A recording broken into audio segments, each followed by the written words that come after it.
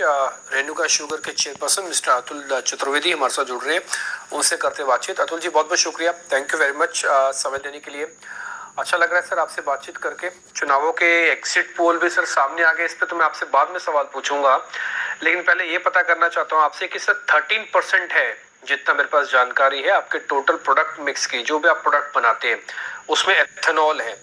Sir सरकार ने ना 2030 से एथेनॉल ब्लेंडिंग जो 20% करना चाहती है उसको प्रीपोन्ड 25 तक कर दिया, यानी कि 5 साल पहले सरकार आ गई।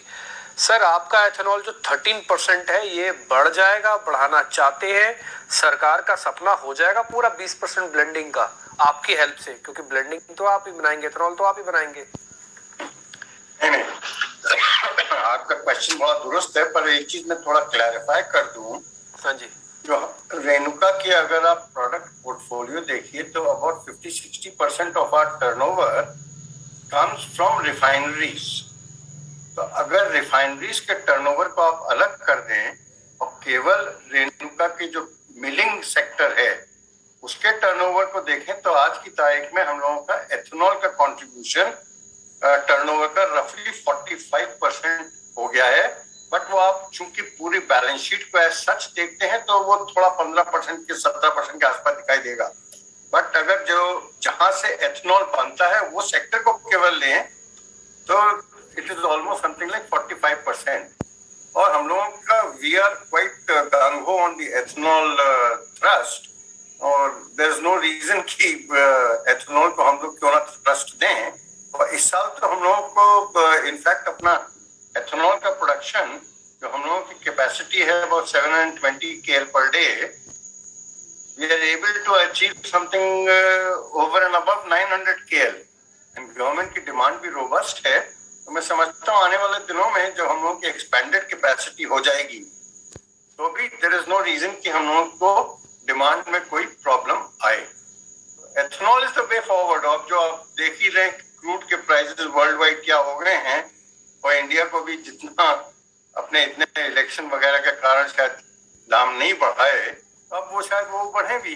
तो ethanol definitely is the game changer अपनी इंडस्ट्री के लिए, शुगर इंडस्ट्री के लिए।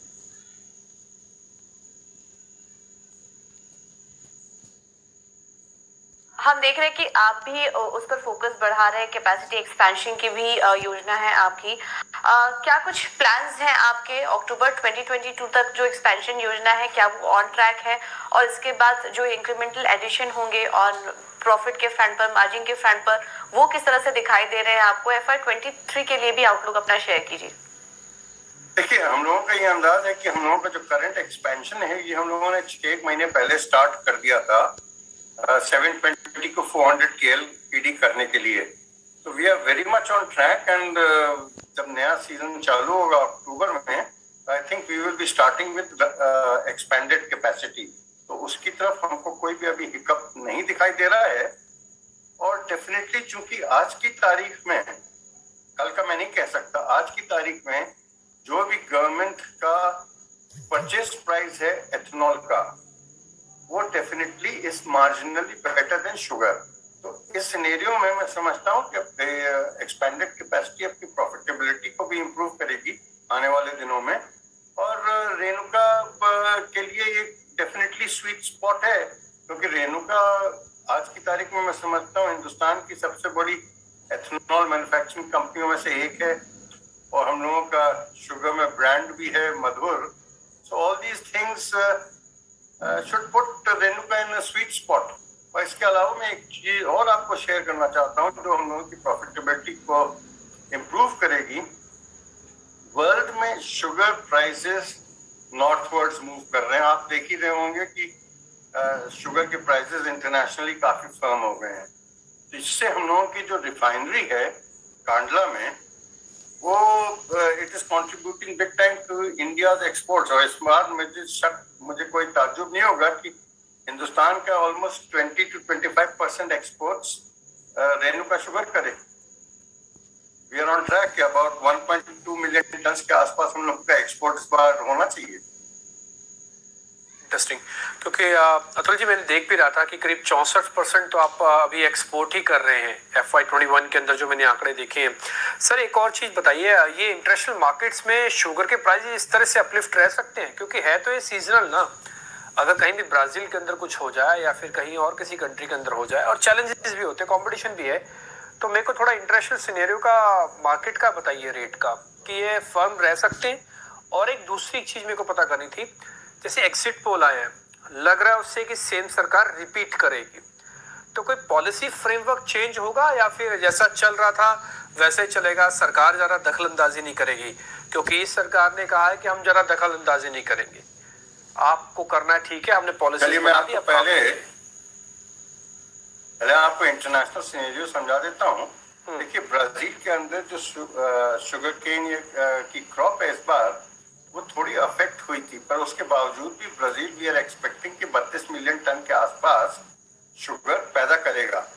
पर ब्राजील के अंदर जो एथनॉल का वो है थ्रस्ट है, वो अभी चूंकि उन लोगों ने गैसोलीन के प्राइसेस ऑलमोस्ट 40% रिप्लेसमेंट प्राइसेस के नीचे रखे हुए हैं, विच मीन्स कि 40% की ऑलमोस्ट सब्सिडी वहां की ब्राजीलियन गवर्नमेंट प्रोवाइड कर रही है आज की तारीख में।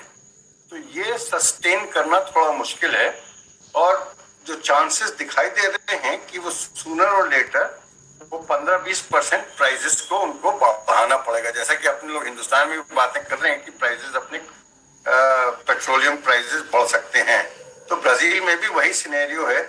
उससे जो एथनॉल का कंजम्पशन है ब्राजील के अंदर लोकली, वो डेफिनेटली बढ़ जाएगा और एथनॉल की डिमांड और बढ़ जाएगी। और जहां तक इंटरनेशनल डिमांड का सवाल है, इंटरनेशनल डिमांड आज की तारीख में तो काफी रोबस्ट है, और जो भी सरप्लस शुगर थी वो हिंदुस्तान में ही अवेलेबल थी, और हिंदुस्तान के लिए एक गोल्डन अपॉर्चुनिटी है। लास्ट ईयर भी थी और इस साल और ज्यादा बेहतर तरीके से है।